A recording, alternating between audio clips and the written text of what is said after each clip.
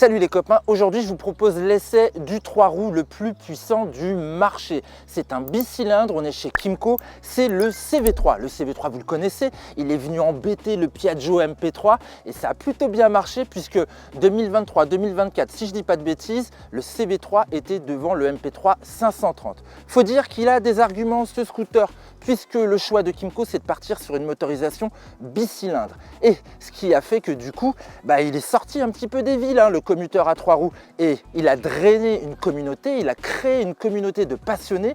Généralement avec les 3 roues, la sectorisation c'est vraiment région parisienne et PACA. Là quand on voit où ont été faites les ventes, en France c'est assez homogène, bien évidemment sur les grands centres urbains, mais toute la France a été touchée par cette capillarité CV3. Ça c'est intéressant parce que la cible de cet engin, c'est évidemment les permis B.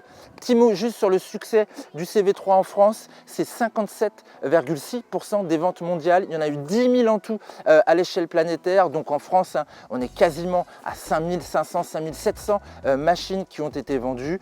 Voilà, donc le public français aime le CV3. Ce que je propose au public français, c'est de venir maintenant s'installer juste derrière moi. On part pour une petite balade et puis on se retrouvera après sur le plateau de fin pour synthétiser un petit peu ce premier essai avec le CV3 2026, le 575. C'est parti.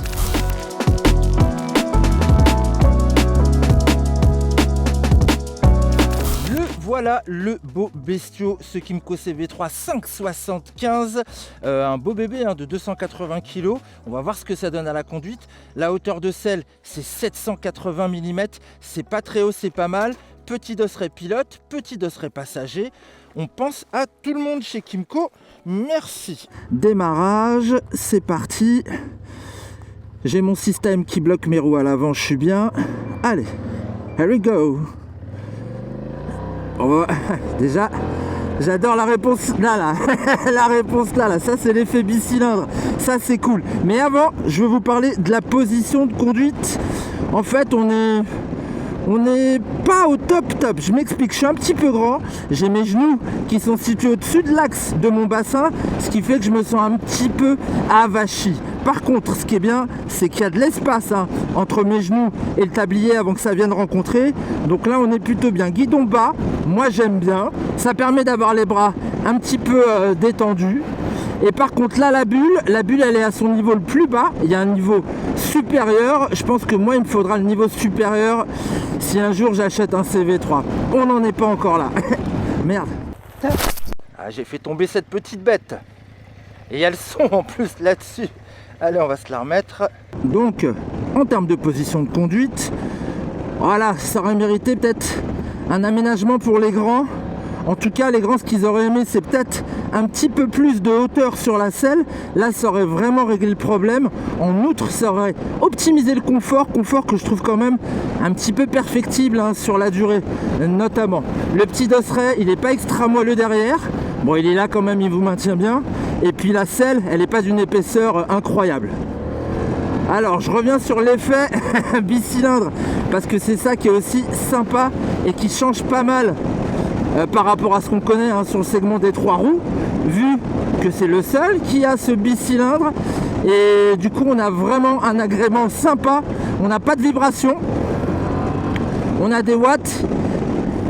Et elle est sympa, l'identité sonore de ce bicylindre. Mais elle commence à devenir un petit peu prenante parfois quand on est dans des évolutions en ville, à basse vitesse, quand on réaccélère, des fois il est un petit peu prenant. En revanche, on a une marge incroyable en termes de reprise, ça c'est génial.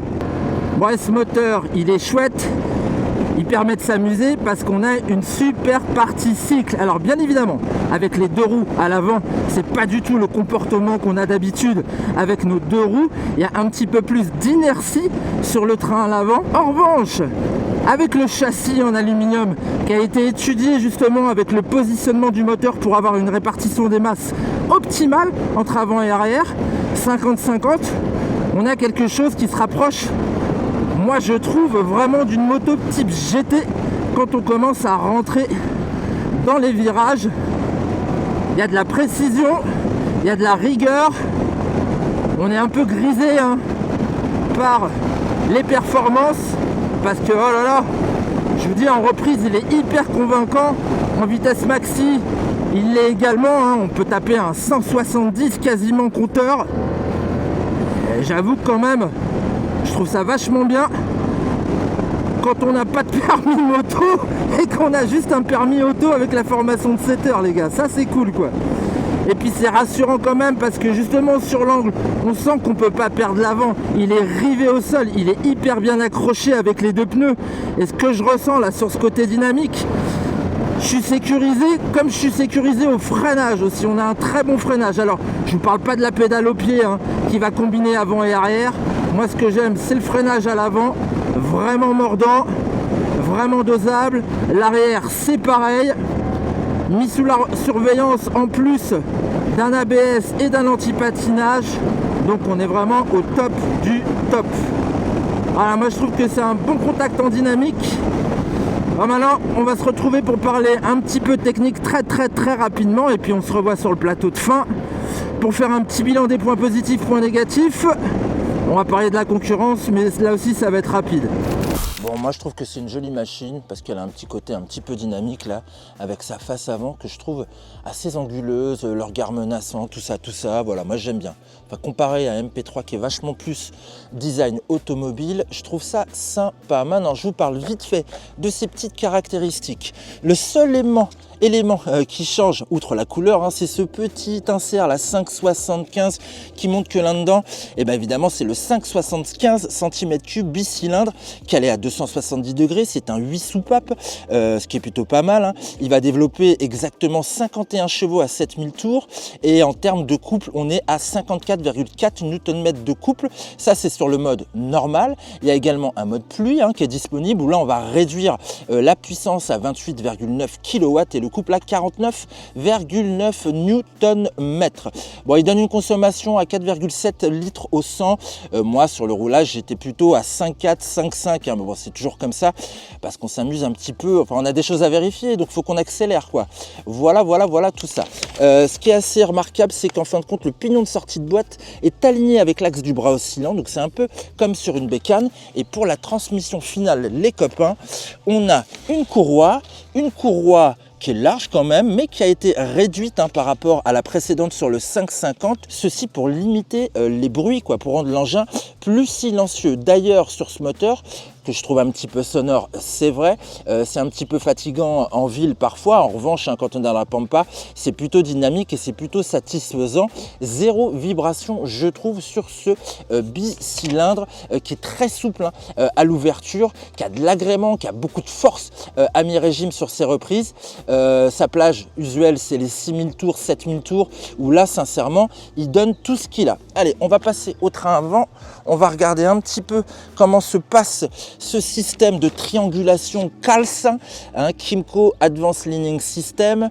Et la base, évidemment, on a deux jambes avec double suspension. C'est plutôt bien fait. La largeur de voie est moins large hein, que sur un MP3.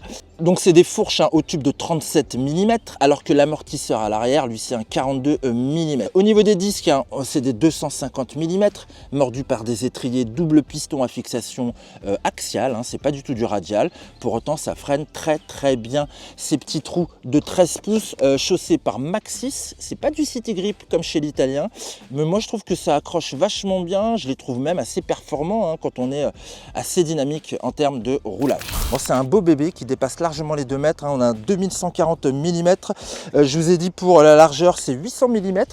Donc c'est quand même assez conséquent sur la route. Ce le sera encore plus quand vous aurez mis les accessoires qui vont avec le pack GT, c'est-à-dire la petite valise qui se met juste derrière le siège passager, le top case, on est avec Chad, et les deux valises latérales.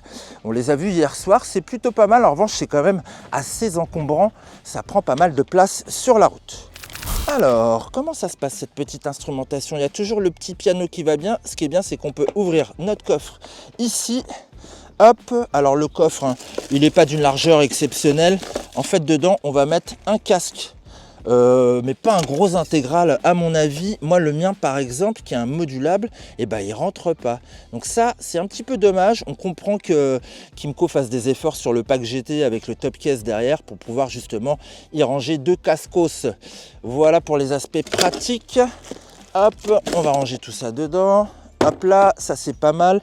Le petit dosseret inclinable, je vous le montre un petit peu mieux par rapport à tout à l'heure. Voilà, c'est assez facile hein, en termes de réglage. La bulle, on l'a vu, moi je l'ai trouvé un petit peu basse hein, sur sa position la plus basse. Il y a 2 positions. En revanche, c'est un réglage mécanique. Il va falloir sortir le tournevis, les copains, pour le remettre à bonne hauteur. Donc ça, c'est un petit peu dommage sur un engin à ce prix-là, avec cette stature. Juste un petit levier, là, comme on trouve souvent sur les bécanes GT, pour remonter ou redescendre assez rapidement, eût été apprécié. Là, c'est le petit bouton pour allumer la nouvelle instrumentation. Je vous la montre rapidos. Le beau TFT. Voilà, on voit très bien la vitesse. On voit très bien les modes power qu'on peut changer. Mode rain, mode power. Et on peut se retirer le traction control. Quand il est vert, en fait, c'est qu'il est retiré. On peut pas retirer l'ABS, ça c'est sûr. Puis on a aussi un petit calculateur de pression des 3 pneus. 3 à l'arrière, 2, 2, 1 à l'avant. On est pas mal. Et ma conso moyenne, finalement, tu vois, c'était 5 litres. Hein. Je disais un peu plus de 5, mais non, c'est bien 5 litres ma consommation moyenne. Bon, ça va, c'est acceptable. Autre accessoire que je trouve vraiment sympa, ça se passe là, c'est le régulateur de vitesse qui est toujours présent. Ça, c'est une très bonne chose. Comme le fait que l'on retrouve toujours également les poignées chauffantes de série. J'essaie de vous montrer le petit bouton. On va l'avoir par en dessous, hein. Non, on va l'avoir par au-dessus, pardon. Le petit bouton, il est là pour justement se régler les poignées chauffantes. Levier réglable, ça c'est une très bonne chose pour se mettre les leviers à sa main et régler la garde. Bon, je vous la montre, hein. Mais vous savez ce que c'est qu'une béquille. Je vous la montre parce qu'il y a un truc à signaler quand même.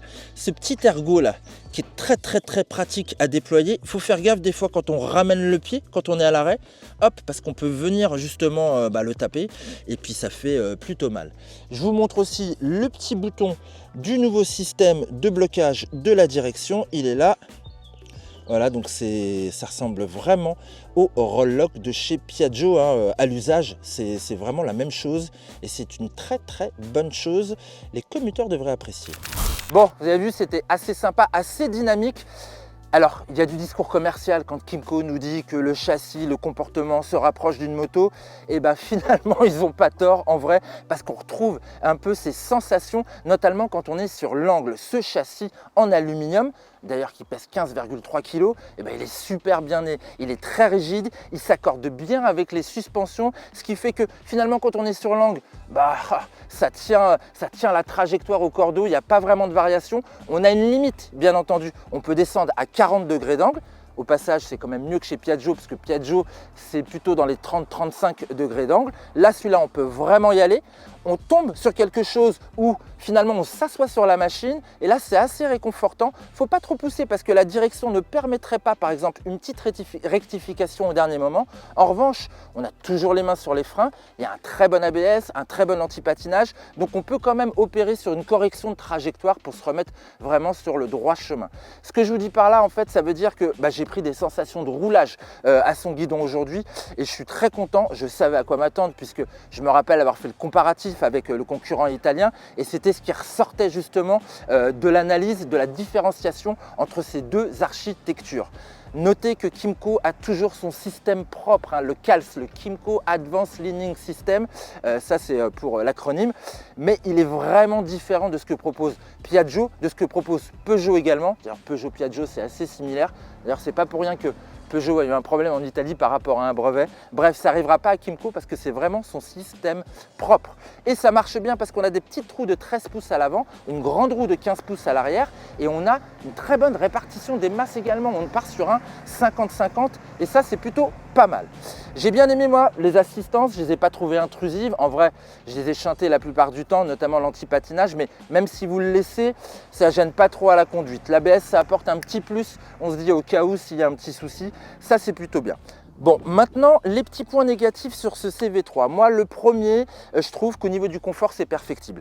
Il y a un bel effort qui est fait avec un dosseret pour le pilote, mais même le dosseret pour le pilote, il n'est pas extrêmement moelleux. Par contre, les petits gabarits apprécieront ce petit système de réglage très simple.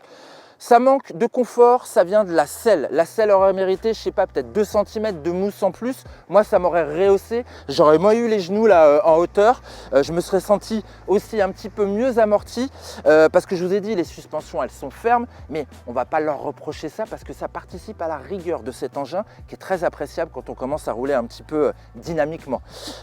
Autre chose qui m'a gêné, quand on est là, l'environnement est très cossu, c'est très joli, il n'y a pas de souci. Moi, j'aime bien le fait que le guidon soit un petit peu bas. En revanche, ce qui me gêne, phénomène T-Max oblige, c'est les rétroviseurs déportés sur l'avant. Je vois très très bien mes mains pendant que je roule. En revanche, j'ai plutôt du mal à voir ce qui se passe derrière moi. Autre chose, elle est bien cette nouvelle instrumentation. Vous avez vu, en plus, l'inclinaison est variable. Ça, ils ont bien pensé aux choses. Ils ont mis une grande casquette pour limiter les rayons du soleil. Sauf que quand il prend le soleil, on voit plus grand chose sur cet écran. Je trouve que, je sais pas, ils auraient peut-être dû affiner un petit peu la techno ou je sais pas comment. Je suis pas technicien, c'est pas à moi de leur dire comment faut faire, quoi. Bref. Et puis le dernier point, si vous êtes vraiment un motard, forcément vous allez être dérouté par ce train avant. Ce train avant est vraiment plus lourd que ce qu'on a l'habitude de faire par rapport à nos deux roues. Donc ça demande quand même, je dirais pas une petite formation, mais un petit moment pour bien comprendre toutes les réactions de ce train à l'avant. Mais train à l'avant au final qui rassure parce que c'est vrai qu'avoir deux appuis, on a l'impression qu'on va pas perdre l'avant. On peut le perdre quand même, hein. On a fait des petits passages dans les graviers là, faut quand même y aller cool puisque l'engin est d'un poids respectable, on est sur 282 kg, une fois qu'il verse, on ne le rattrape pas. Bon, et puis pour moi là sur cette partie avant, il manque un petit vide-poche là pour justement caler la clé à transpondeur qu'on a, puisque on a un système qui laisse, ça c'est une bonne chose, mais on doit le garder dans sa poche ou le foutre dans le coffre. Je trouve qu'un petit vide-poche ici, ça aurait été sympa. Bon, maintenant on va parler tarif. Kymco le vend 12 499 €. Ah, c'est quand même salé, c'est quand même cher. C'est le haut de gamme de chez Kymco. Bon, ça a quand même un avantage par rapport à Piaggio, puisque Piaggio avec le 530, le MP3 530, on dépasse les 13 000 €. On est à 13 250 €. Il n'y a pas non plus la garantie qu'il y a chez Kymco, parce que n'oubliez pas que chez Kymco, tout ce qui est maxi scooter, c'est garanti 5 ans. Donc ça aussi, c'est intéressant. Sur les autres concurrents, je ne vais pas vous parler du Metropolis ni du Tricity, rapport au fait que finalement, c'est des 400 ou des 300 en monocylindre. Là, on est vraiment sur un 550 bicylindre. C'est ça qui est intéressant. Bon, moi, ce que je vous conseille, c'est de l'essayer, pas forcément pour l'acheter, mais ne serait-ce que pour comprendre un petit peu où on en est de ce segment aujourd'hui et pour comprendre ce que je vous disais sur le fait que ce CV3 a la capacité de sortir des villes, il a la capacité de drainer une communauté. D'ailleurs, Kymco organise le Kymco Rider depuis 4 ans, un événement où ils sont un petit peu victimes de leur succès en fait. Il y a 150 places pour les pilotes et c'est vite rempli. On en est à la 4e édition cette année. L'idée, c'est justement d'aller rouler avec son CV3 ou son AK 550, puisque vous le savez, le AK 550 a la même motorisation. Ah, sauf qu'il est encore en 500 le AK 550. Donc vous avez compris, hein, le prochain AK 550 575 plutôt, Euro 5 Plus, va arriver très bientôt. J'ai pas d'informations spéciales de la part de Kymco, ils ne se risquent pas justement à donner ce genre de délai, mais moi d'après mes informations, ce que j'ai pu glaner, je pense que ça va être présenté cette année sur le salon EICMA. On devra avoir un beau AK l'année prochaine en 575. Bon, dites-moi si mon essai vous a plu, si vous avez eu toutes les informations dont vous aviez besoin, si vous êtes dans une démarche d'achat. Moi je vous dis rendez-vous sur une prochaine sur la chaîne Motor Live pour autre chose, moto, scooter, peut-être même du quad, on verra. Allez, ciao, bye bye.